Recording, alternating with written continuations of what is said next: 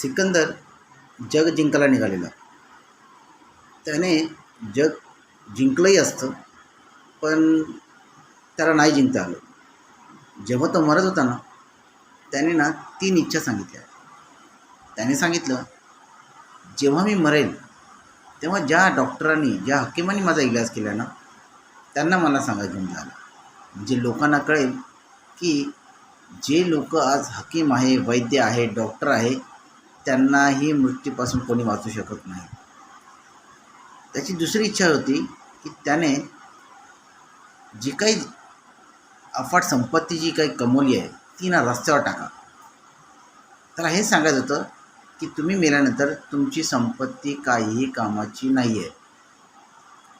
त्याची तिसरी इच्छा होती, त्याचे दोन्ही हात दुनियेला दाखवा, जगाला दाखवा की आपण जेव्हा मरतो त्यावेळेस आपण येताना जीवनात रिकामी हात आलो आहे आणि जातानाही रिकामी हात जाणार आहे. व्हिडिओ जर आवडला असेल लाईक करा, सबस्क्राईब करा.